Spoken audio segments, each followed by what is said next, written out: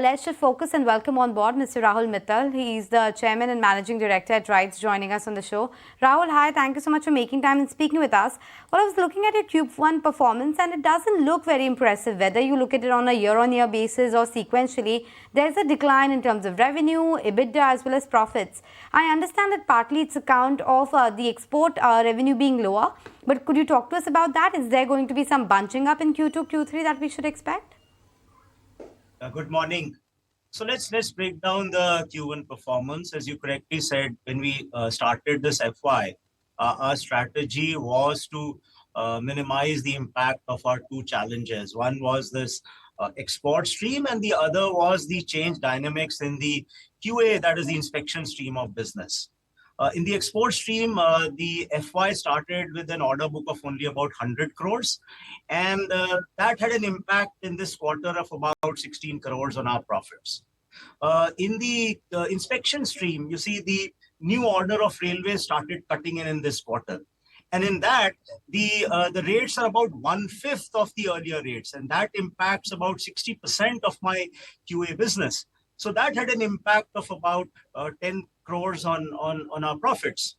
So what we did was we focused on the non-railway client base, rationalized our costs, and more importantly, we made focused efforts to grow in the high margin consultancy orders. And our consultancy business grew 10% year on year. And we could save margins at about 44%.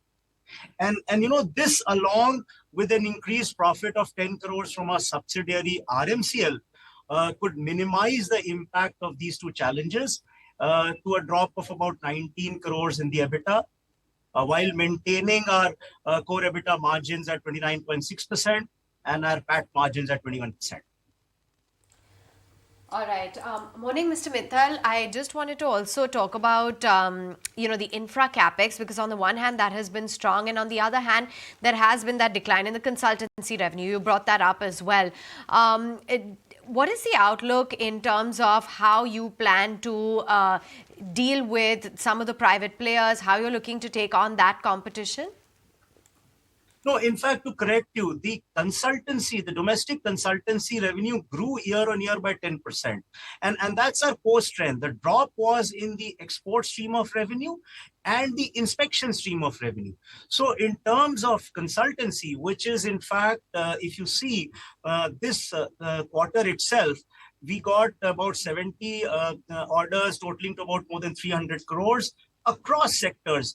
And that's our niche strength. We got the Hyderabad Airport Metro order. We got orders for the Chandigarh Metro for expansion of the Gurgaon Metro. We got orders for, the comprehensive mobility plan for Kolkata city. Sustainability, we got orders in the Swachh Bharat mission. So across the various streams, and that's our niche strength, we grew in our consultancy stream. So one has to look at FY24. Will it be any different from FY23 in terms of, like you said, that there is a cyclicality in the business and that's how it moves?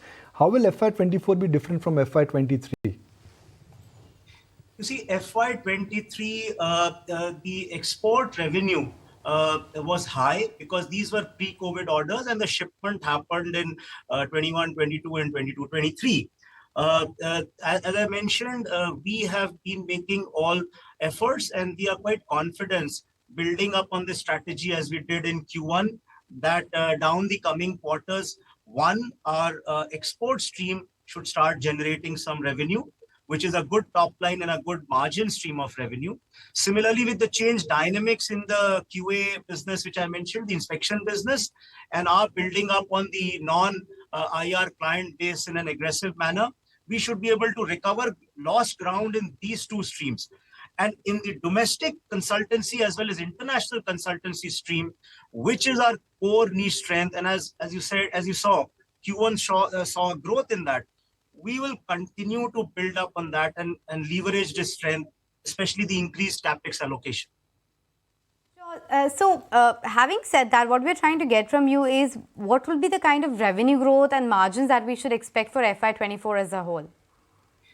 You see, we are a consultancy company, and our strategy and taking orders are driven. We're a bottom line driven company. So our all strategy across our streams of revenue would be one to reach at least the levels of the profits and as last year, and try to improve on them in spite of this dip in the Q1, as well as maintain the margins in spite of the increased competition and in spite of two major streams of high margin streams of business taking impact in Q1.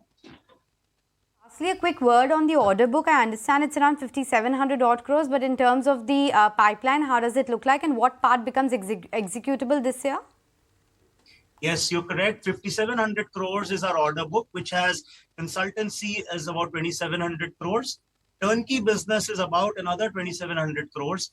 The export is now only 50 crores. Leasing is 150 crores, and RMCL, our subsidiary, is about 100 crores. So consultancy will be our main push to maximize the high margin orders, so that these give us good margins, as well as try and keep the turnkey execution of the key turnkey orders, so that they add to my top line.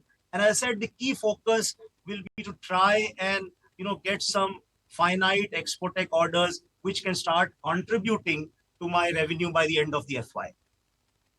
Okay. If your consultancy business is growing and eventually if it grows higher, will you have advantage of operating leverage? Or like consultancy, if I look at other consultancy businesses, when they grow bigger, they are unable to scale up in terms of margin because the demand and the customer also starts squeezing out more. So that's a very valid point. In fact, we operate across 10 different verticals across all sectors of infrastructure, and that's our strength. So while some of these sectors have very increased competitions, having an impact on my margins, there are some core strength areas where we are able to, still maintain our margin. So it has to be a mix of both. And that's our strategy, to get more orders in our high margin areas, maximize their execution while also continuing to get orders in the, tough margin areas. So in fact, this is the first quarter where our vision of having, strengthening our consultancy revenue, because consultancy revenue has contributed 53% of the total revenue. So our vision is that they should always be above 50%. And that is what we'll build up upon. All right. All right.